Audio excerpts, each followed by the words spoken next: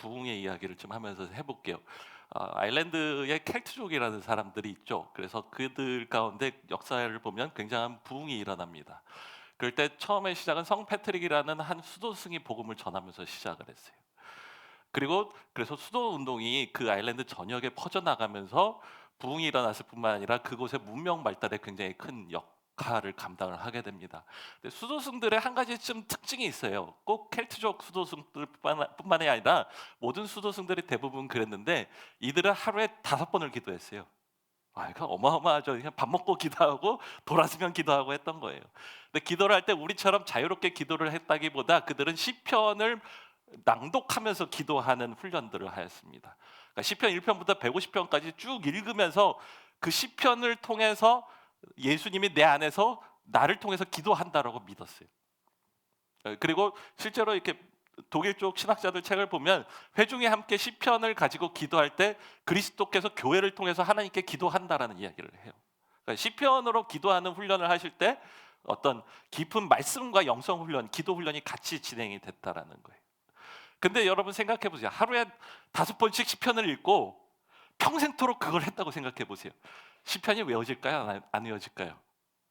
딸딸딸딸 외우는 거예요. 그래서 교회사를 보면 종교개혁자인 마틴 루터가 원래는 수도승 출신이었거든요. 그래서 그는 시편을 1편부터 150편까지 순서대로 외웠을 뿐만 아니라 거꾸로 150편에서 1편까지 거꾸로 외우게 됐다는 거예요.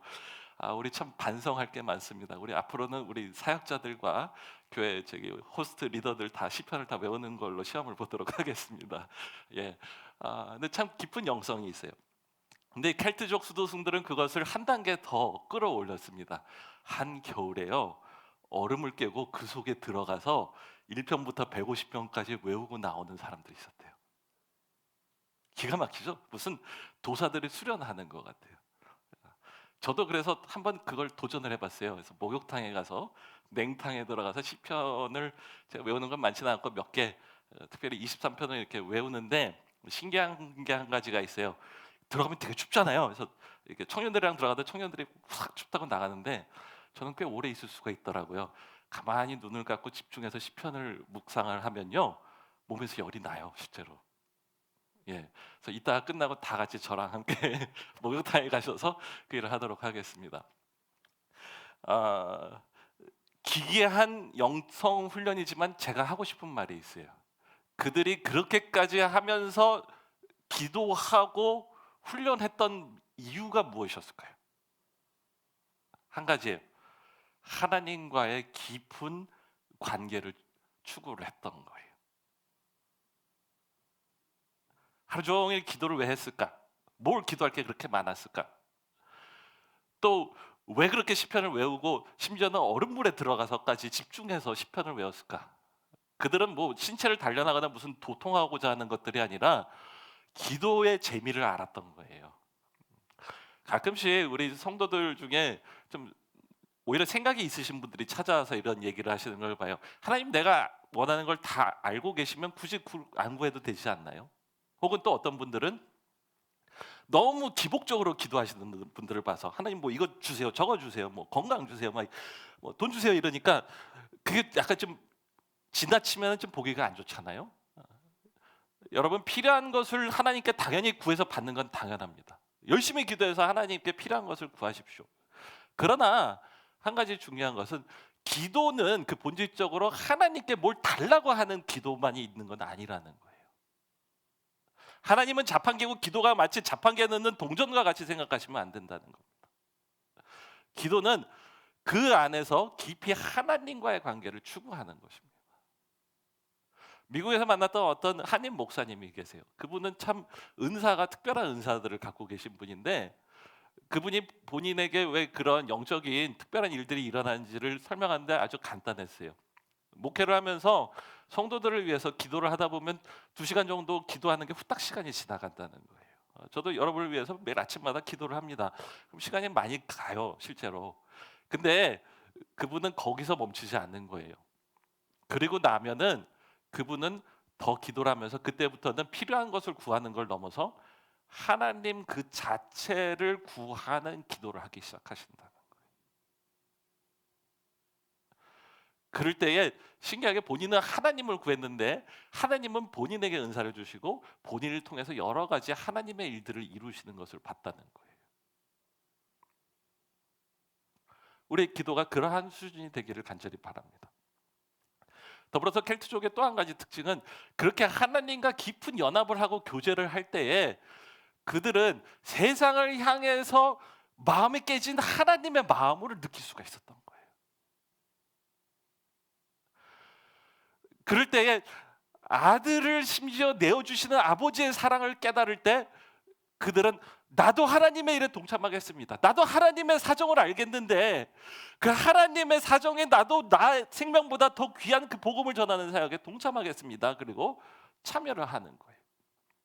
그래서 실제로 켈트족 승려들은 복음 전파에 굉장히 유명한 일들이 많습니다. 그들 중에는 그 당시에 기성교회가 도저히 복음을 전할 수 없다라고 하고 복음을 전할 엄두도 내지 못했던 그런 야만족들이라고 하는 사람들에게 찾아가서 목숨을 걸고 복음을 전하고 그들을 기독교화한 그러한 역사들을 갖고 있어요.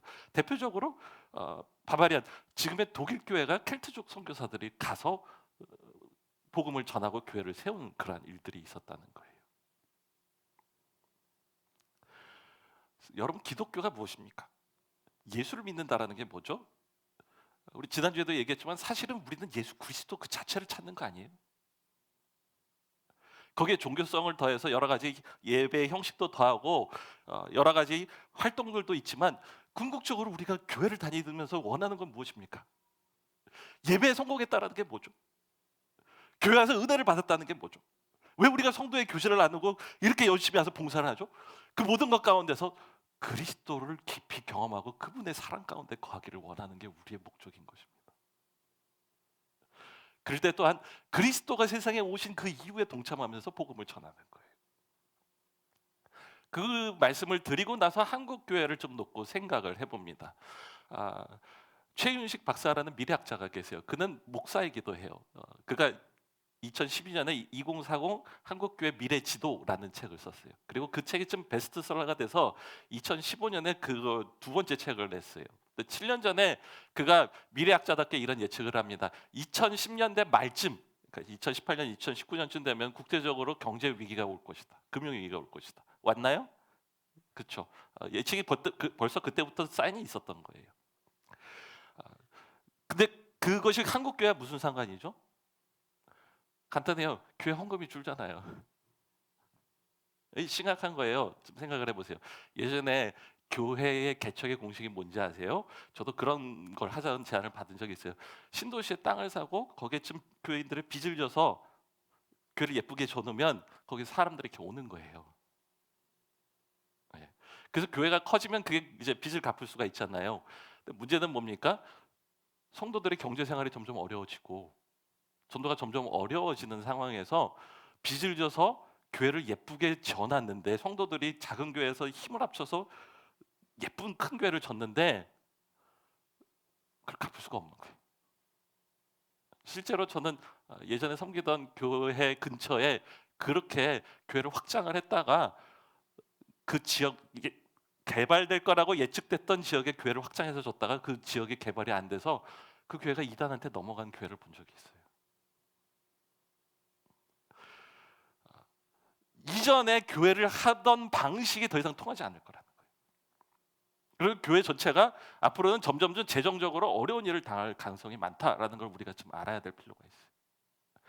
두 번째로 얘기를 하는 것은 인구 고령화 문제예요. 여러분, 그 사회가 서구화되면 자연스럽게 연령이 증가함으로 평균 수명이 증가함으로 인구가 고령화되는 건 당연한 일입니다. 그게 나쁜 게 아니에요. 문제는 저출산이 문제라는 거예요. 한국은 세계 최대 저출산율을 가지고 있습니다. 그리고 그럴 때 젊은이들도 점점 교회에 대해서 관심이 없고 기독교에 대해서 점점 멀어져 가고 있는 이 시대에서 아이들이 아예 없어져 버리니까 앞으로는 지금도 주일학교가 없는 교회들이 많은데 더 많이 늘어날 거라는 거예요. 그래서 2028년 정도 되면은 교회가 상당히 고령화된, 전체 교회가 상당히 고령화된 그런 모습을 가질 것이라는 예측을 하고 있고, 그것이 거의 맞을 거예요. 그래서 이렇게 예측을 합니다. 2015년 인구 센서스 때 한국 기독교 개신교 인구가 980만쯤으로 나왔어요. 2040년쯤 되면 그게 반토막이 나서 약 500만으로 줄을 거라고 얘기를 해요. 그리고 2050년쯤 되면 350만으로 줄 것이다라는 얘기를 합니다. 교회에 앉아서 이렇게 예배를 드리는 여러분에게 이 얘기를 할 때는 참 마음이 상하죠. 비참한 이야기죠, 어떤 면에서.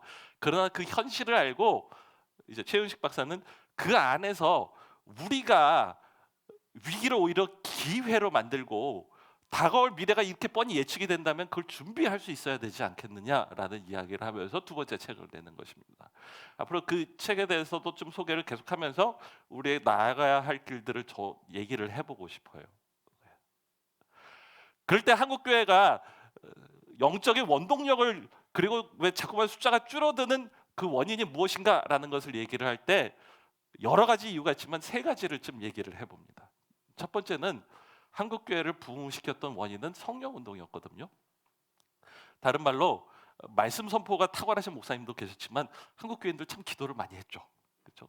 기도 운동이 점점 줄어들고 있다는 거예요. 네. 여러분 생각해 보세요. 제 어릴 때는 산기도도 많이 했어요. 삼각산에 가면 기도 바위가 있는 거 아세요? 예. 거기 가서 기도도 많이 했고 교회마다 철학 기도도 참 많이 했었어요. 새벽 기도도 막 이렇게 버글버글거리면서 많이 기도를 했는데 어느 순간부터 젊은이들은 새벽 자체가 힘들잖아요. 새벽 기도도 점점 줄어들고 있고 주중 예배는 점점 사그라들어서 수예배가 없어지는 교회들이 많아지고, 그리고 산기도는 옛날에 있었던 무슨 무용담처럼 들리는 경우들이 많다는 거예요.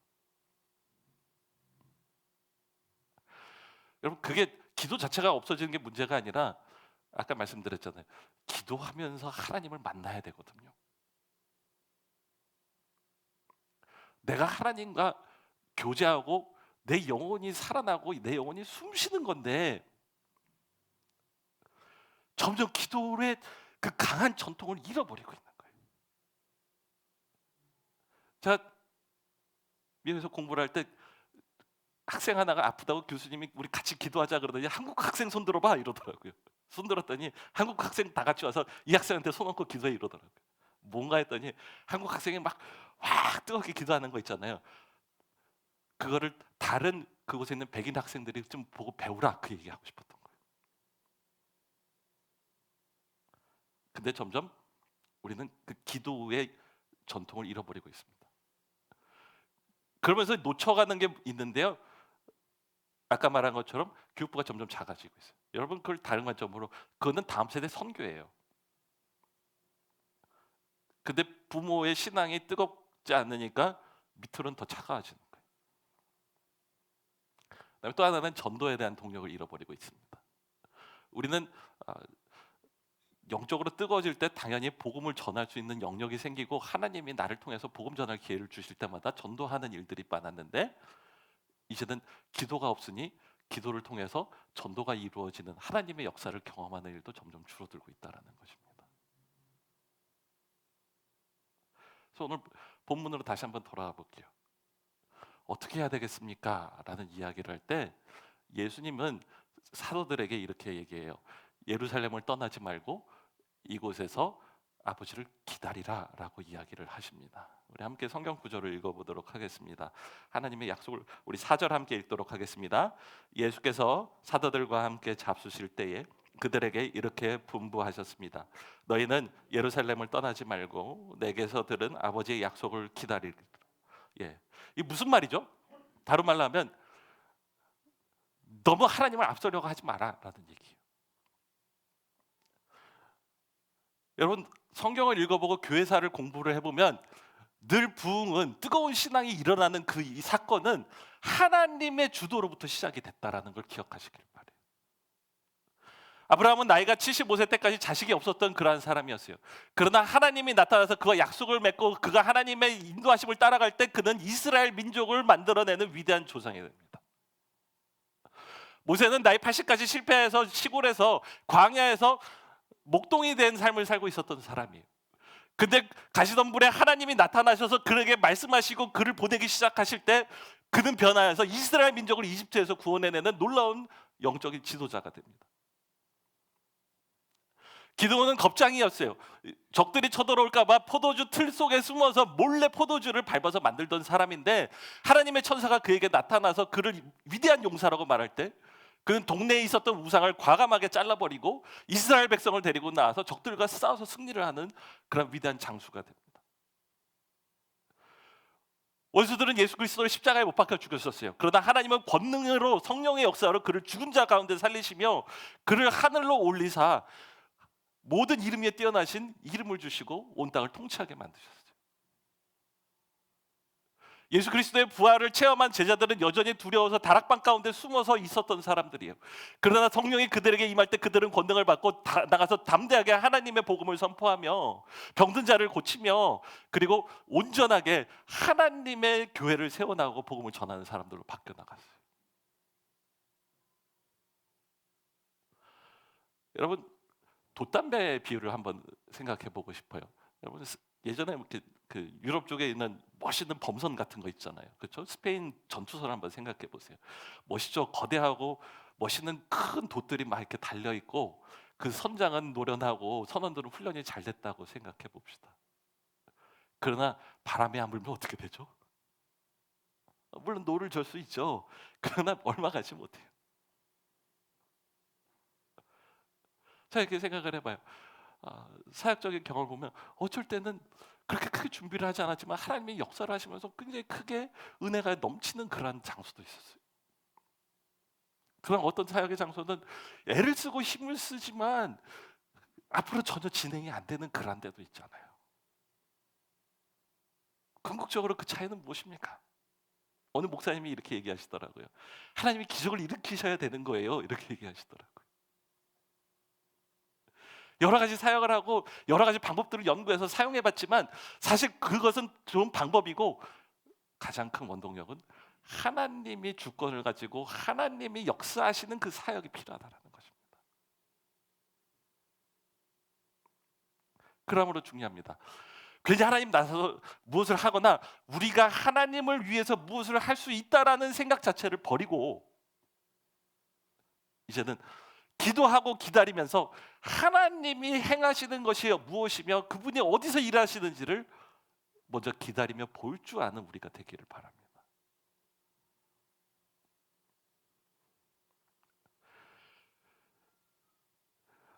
그렇다고 한다면 교회는 그럼 아무것도 안 하는 것입니까? 아니에요. 두 가지를 하고 있는 것들을 보게 돼요. 우리 14절 함께 읽어보도록 하겠습니다. 함께 읽겠습니다. 이들은 모두 여자들과 예수의 어머니 마리아와 예수의 동생들과 함께 한 마음으로 기도에 힘썼다. 예, 여기 기도에 힘썼다라는 그 말이 다가옵니다. 필요한 건 뭐죠? 기도하는 거예요. 가만히 보세요. 예수님은 기다리라라고 하셨고 사도들은 그걸 받아서 기도했어요. 합쳐야죠. 기도함으로 기다립시다. 여러분, 사도행전을 우리는 성령행전이라고 하죠. 처음부터 끝까지 성령이 임하시고 성령이 역사하시는 그것들이 기록이 됐어요.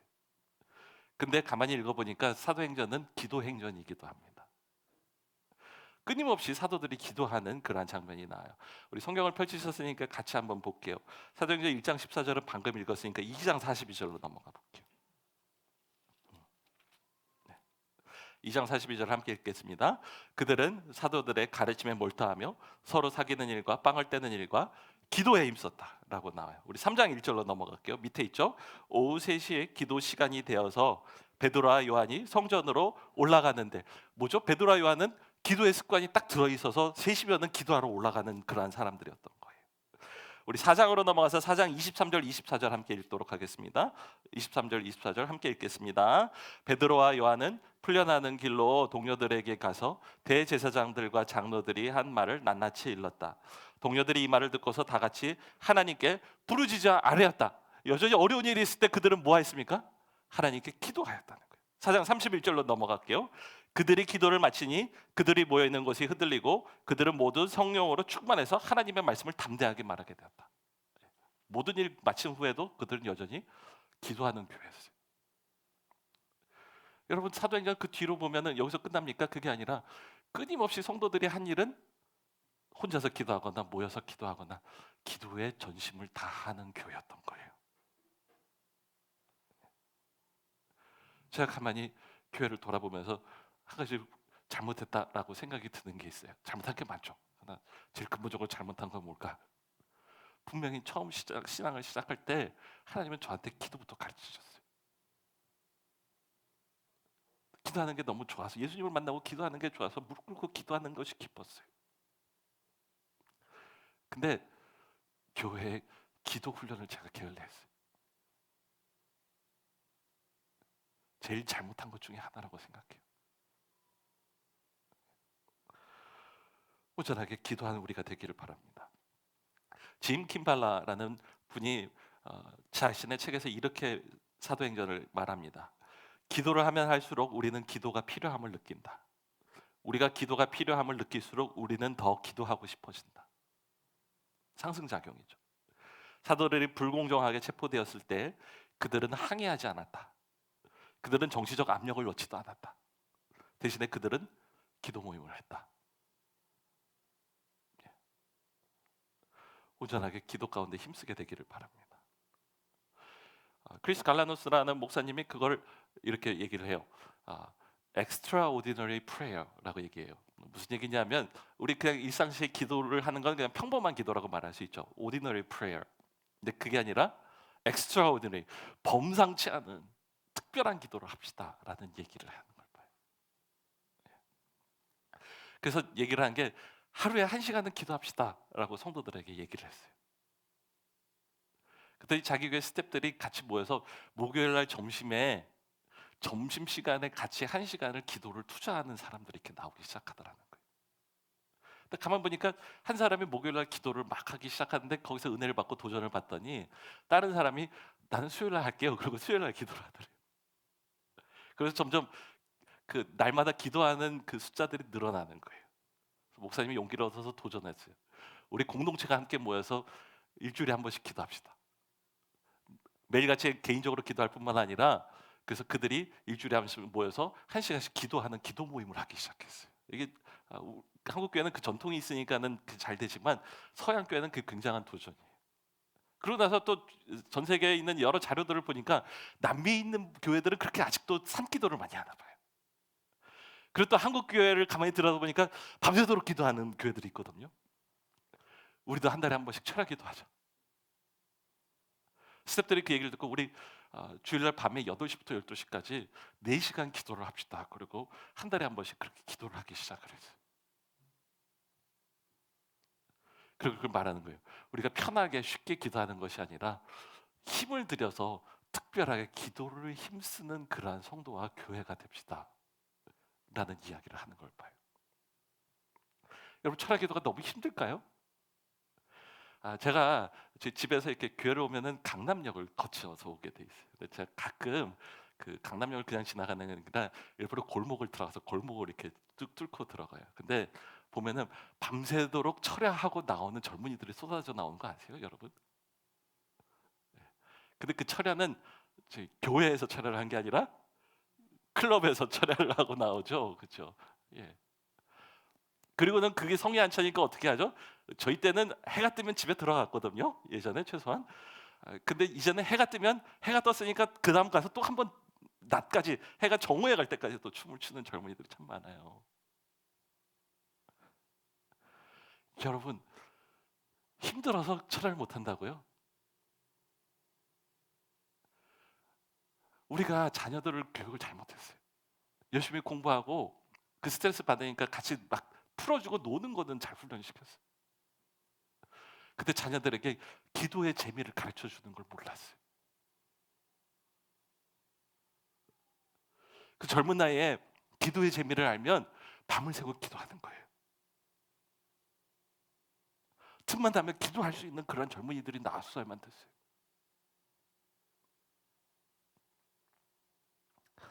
우리 기도회 할 때 자녀들 데리고 오세요라고 자꾸만 제가 얘기하는 이유가 있어요. 그때는 모르죠. 이렇게 부모들 기도하는 거 이렇게 왜 이렇게 기도하나 이러고 쳐다보죠. 근데 그러면서 기도 시간에 나와서 교회에서 기도하는 법을 배우는 거예요.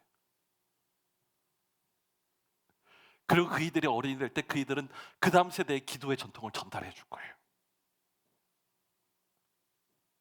근데 우리가 기도를 놓치고 말았어요. 미국에 프랜시스 첸이라는 중국계 목사님이 계세요. 제가 참 좋아하는 목사님인데, 아, 25살에 자기 집 마루에서, 자기 집에서 교회를 개척을 했어요. 건강한 교회, 좋은 교회를 하고 싶다. 그 교회가 젊은이들에게 폭발적으로 인기를 얻으면서 성장을 해서 30대쯤 됐을 때 실제로 주일날 실출석, 미국 교회는 그게 좋아요. 실출석을 따지는 실출석이 한 7천 명 되는데 굉장히 큰 교회가 됐어요. 한국식으로 하면 2, 3만 명쯤 되는 교회가 됐어요. 주변에 있는 많은 사람들이 그 교회를 칭찬하고 그 교회를 한번 따라해보자 그리고 모델로 삼고 있는데, 어느 날 장로님 한 분이 찾아와서 목사님에게 얘기하더래요. 우리가 정말로 하나님을 기쁘게 하고 있습니까? 그리고 또 다른 어떤 자기 함께 사역하던 스텝 중에 한 명이, 그러니까 부목사님 중에 한 명이 찾아서 자기는 박사를 이제 공부를 해야겠으니까 교회를 떠나겠습니다라고 얘기를 해서, 아 그래 가서 꼭 학위를 잘 따고 끝나면 와서 같이 사역하자 그랬더니 그 스텝이 뚫어지게 쳐다보면서 아니면 난 돌아오지 않을 거예요라고 얘기해요. 그러면서 우리가 그렇게 건강하지 않다고 생각해서 그래요. 목사님 충격받은 거예요. 아 사람들을 봐라, 이렇게 많이 오는데 미국에서 가장 유명한 설교자 중에 한 명인 내가 이렇게 설교를 하고 있는데, 주변에서 그렇게 칭찬하고 우리 교회를 흉내내고 있는데, 근데 그런 도전들을 받으면서 정말로 성경을 가지고 교회가 뭔지를 연구하면서 자기 교회를 점검을 했더니 성도들의 대부분은 주일날 자기 설교 듣고 그냥 그걸 소비하고 그냥 가는, 자기의 은사를 전혀 사용하지 않는, 그리고 영적인 소비만 하고 그리고 예배를 엔터테인먼트처럼 받아들이는 그런 성도만 점점 늘어나고 있다는 걸 깨달았어요. 그걸 바꿔보려고 굉장히 노력을 많이 했대요. 이렇게도 해보고 저렇게도 해보는데 자꾸만 이것저것 바뀌니까는 우왕좌왕하니까는 성도들은 힘드니까 떠나게 되고, 실제로 자기가 원하는 건강한 성도들, 하나님을 깊이 추구하고 하나님이 주신 은사를 가지고 교회를 섬기며 그리고 세상에 나가서 그리스도의 복음을 전하는 성도들이 그렇게 늘지 않더라는 거예요. 교회를 사표를 냈어요. 주변 사람들이 다 미쳤다고 그랬어요. 그리고는 홍콩에 좀 있다가 하나님 인도하심을 받아서 샌프란시스코에 가서 가정교회, 자기 집에서 시작하는 작은 교회를 시작했어요. 유명한 분이니까 당연히 사람들이 막 모여들겠죠. 근데 그는 교회를 키우지 않고 그 작은 교회가 그 다음 작은 교회를, 그 다음에 그 작은 교회가 그 다음 작은 교회를 낳는 그러한 교회 증식 운동, 교회 배강 운동을 하기 시작했어요. 그는 그 교회 이름을 We Are Church, 우리가 교회입니다 라는 교회 이름을 붙였어요. 그 좋은 점이 있어요. 뭐냐면 아무도 교회 와서 숨을 수가 없는 거예요. 와서 그냥 익명 속에서 예배 좋은 말씀 듣고 갈 수 있는 사람은 없는 거예요. 다 와서 함께 자기 은사로 봉사하고 함께 기도하고 함께 교제하는 그러한 교회가 돼야만 됐던 거예요. 한 번은 자기 집에서 이렇게 성도들이 있어서 1시간 정도 설교를 하고 그리고 기도를 하는데 기도가 터질 것 같아요. 기도를 막 하는데 하나님의 임재가 너무 좋아서 다 같이 기도를 하는데, 기도 다 하고 나니까는 한 13시간 정도 기도를 했더래요. 다 같이. 아무도 떠나지 않았어요. 다 같이 한 고백은 이곳에 임한 하나님의 임재가 너무 좋아서 이곳에 더 있고 싶었다. 그게 진짜 교회 아니에요? 그게 건강한 교회 아니에요? 그럴 때 성도의 삶이 정말로 변하지 않을까요? 그럴 때 놀라운 하나님의 이적 같은 역사들이 일어나지 않을까요? 그럴 때 교회가 참되게 생명력이 있지 않을까요?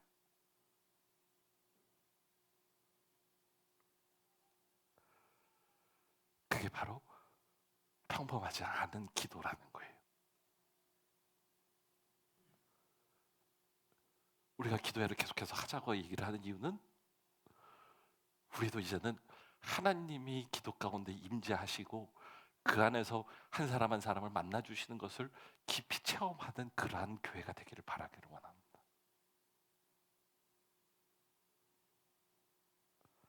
두 번째로 한 게 있어요. 간단하게 얘기할게요. 사도들이